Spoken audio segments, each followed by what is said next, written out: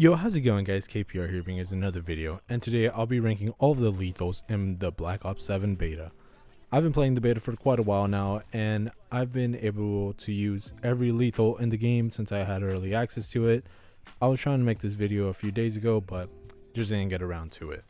Anyways, there are currently 6 lethals in the game. Hopefully they add 1 or 2 more to it, and they give some buffs to some of these that are complete dog water. If you guys were able to play the beta and you guys actually tried out every lethal, then this should come to nobody's surprise.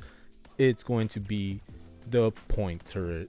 This one is complete dog water. I generally do not know how much damage this could do, because it could range anywhere from 10 damage to 20 damage. And those are if it lands both shots. It shoots insanely slow. It showed that it had moderate damage. Like, brother, it does not have moderate damage. This is complete dog water. I tried using it in hardcore, and even then it would not kill them with 2 shots to them. Now, I do kind of get that, because it's like, why are you going to want a really overpowered lethal that will be murking these people fast? And it's like, don't make it complete dog water either though. It gets one-shotted by any weapon in the game, and it is not even a good distraction because of that. The main purpose of this turret was to distract enemies and to be suppressing them.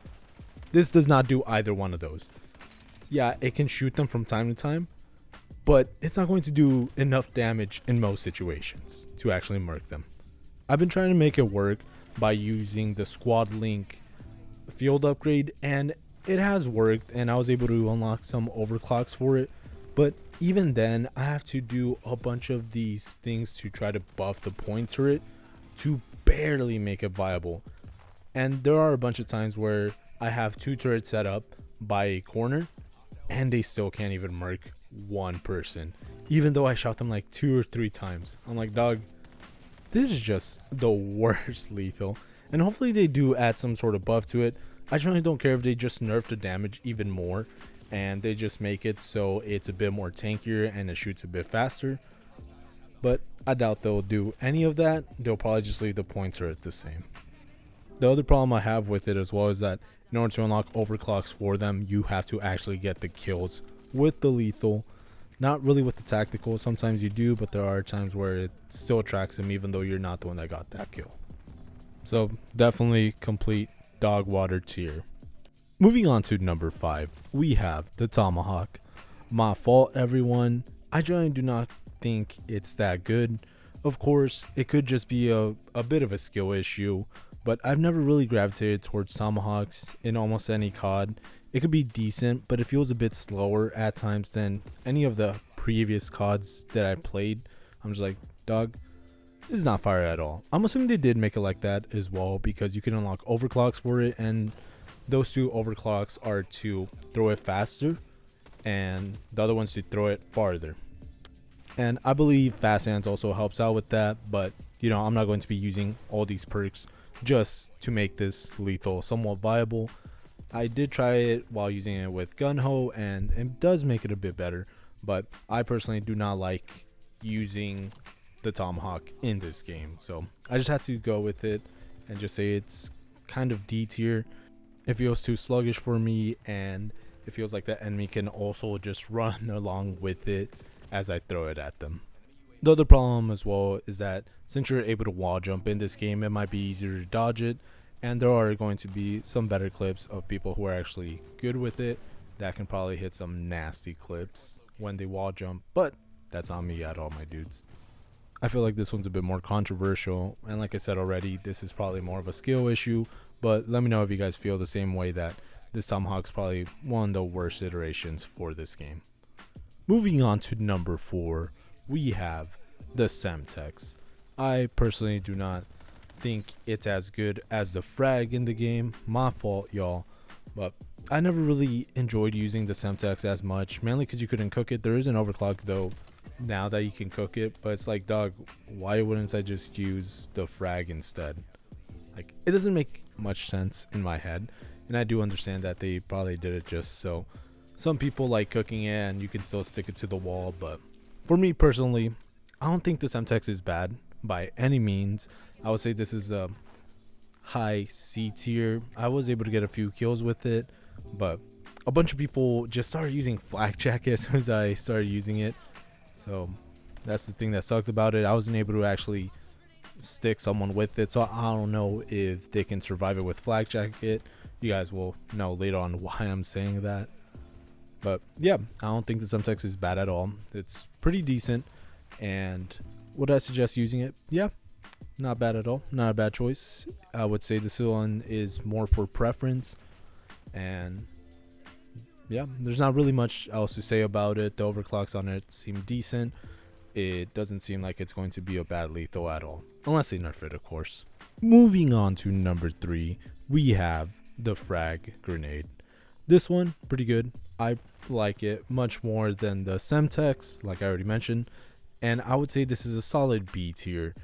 You could definitely get a bunch of kills with it. I've gotten way more than I have with the Semtex. I was kind of surprised as well that I was able to cook it decently well in most situations, and I like how there is an overclock, so it brings up the lethality for it. However, I do not know by how much, but it does feel like it improves it by quite a bit. I usually use the frag more to take out campers, but there will be a few times if I don't really notice too many that I'll be just chucking it randomly, because I'm able to get much more random kills than I am with the Semtex.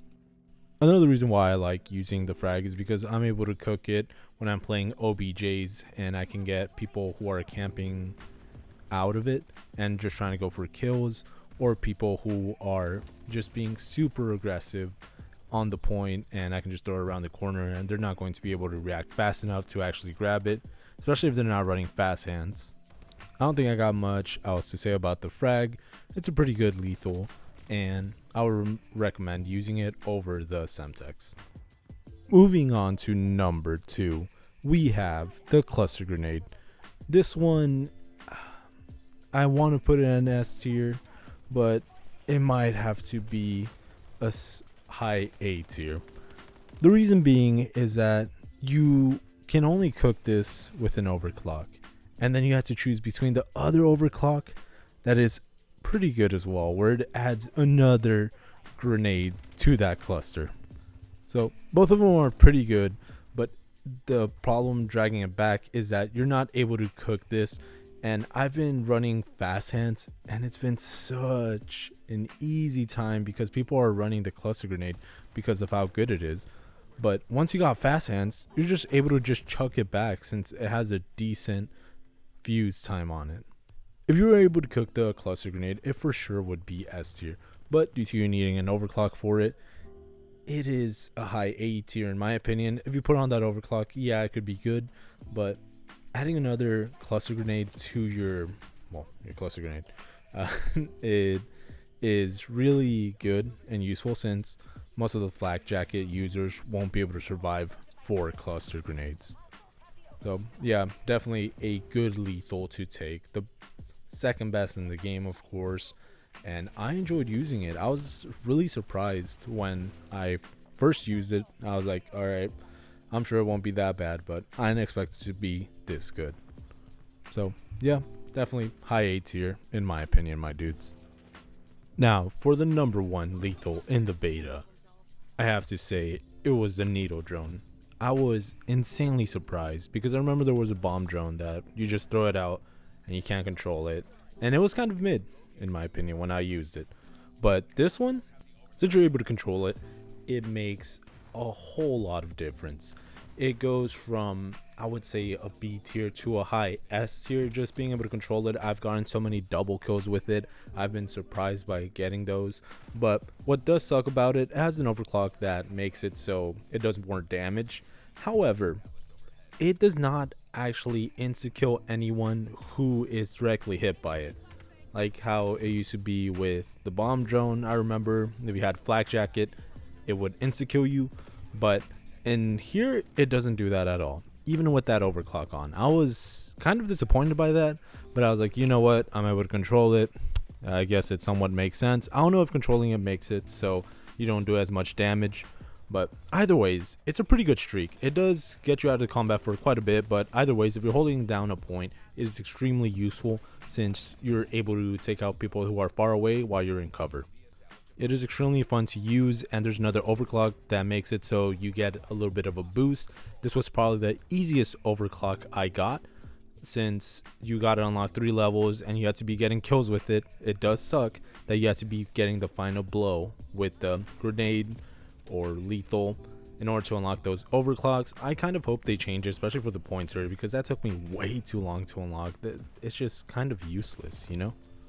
But either ways, the needle drone, insanely good. If you guys used it at all, you guys will know how good it was, especially if you guys controlled it.